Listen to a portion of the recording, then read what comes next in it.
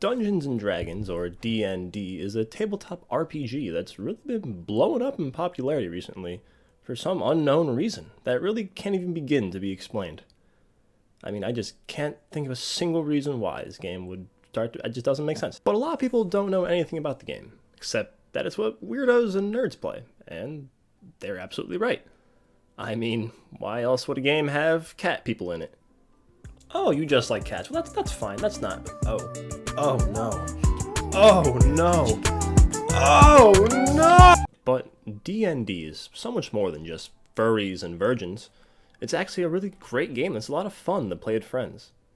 And that's because D&D is Skyrim. And Skyrim kicks ass. You might be thinking, what are you talking about? How could D&D be like Skyrim? They're nothing alike. Well, I hate to break it to you, pal, but Storm King's Thunder? Skyrim. Rise of Tiamat? Skyrim. Curse of Strahd? Skyrim. I think you're trying to get my point now. Hey, you. You're finally awake. So by now you're probably saying, okay, D&D is clearly Skyrim. But what makes Skyrim so good? I thought Bethesda bad. It just works. Well, you see, my friend, it's because Skyrim is Lord of the Rings. And Lord of the Rings is awesome. I mean, you got Legolas, Gimli, and elephants, and Frodo. Now, if you don't know what Lord of the Rings is, first off, fuck you. But secondly, Lord of the Rings is a lot like another popular show that you might have heard of. Yeah, you know, that one that's on HBO? That's right, Curb Your Enthusiasm. You wish now that our places had been exchanged. That I had died and Boromir had lived. Yes. Faramir, say not that he has fallen. My line has ended!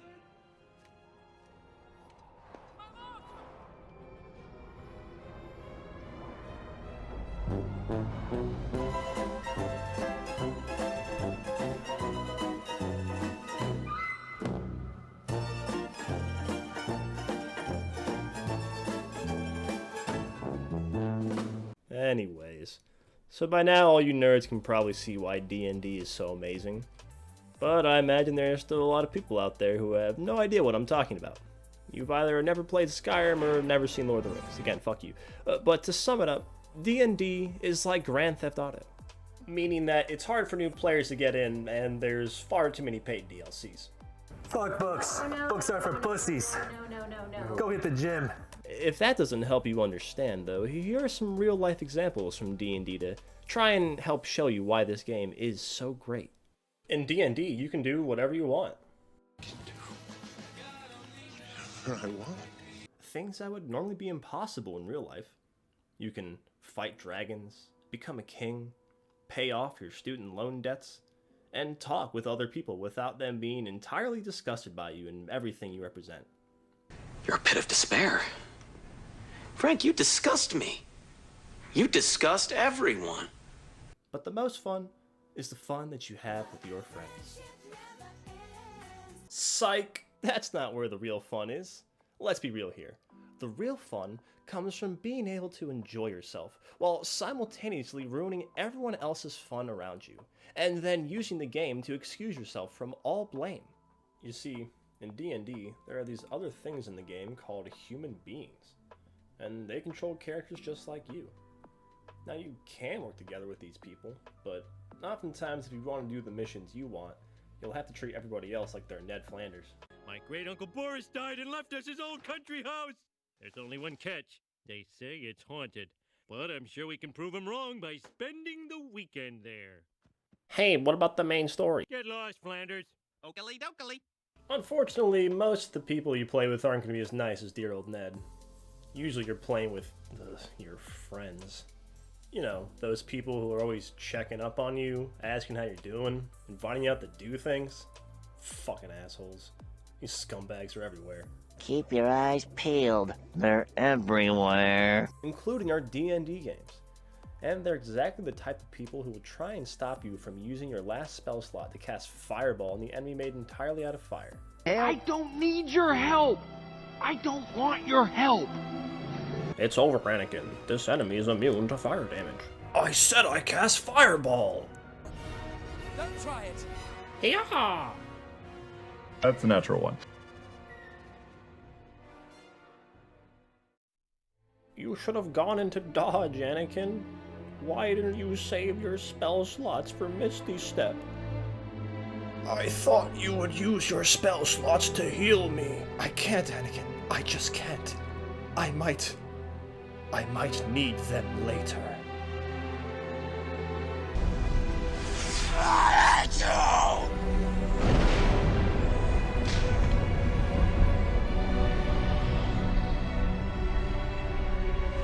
I cast Fireball. That's a natural one. Wait a minute, what was this video about again? Oh yeah, that's right, D&D. Anyways, the point is, Dungeons & Dragons might be nerdy. Once you get past that, the game can provide a lot of fun for hours and hours for a whole group of people. And now with new technology, you don't really even need to leave your house to play. Just go on Roll20 or some other site. Hell, just play through Discord using your imagination. The possibilities are endless, really. The only thing that you actually need is a friend with no life who's willing to be the dungeon master for you. These guys are the referees who pretty much make the entire game happen. They painstakingly plan out every detail, every character, every quest, and every combat encounter. They're tremendous people. But the real amazing thing about the Dungeon Master isn't the game they create for you, but rather, it's the look on their face when after months of planning their perfect campaign to the very last minute detail, they forget that you have the ability to say 3 magical words that will ruin everything for everyone.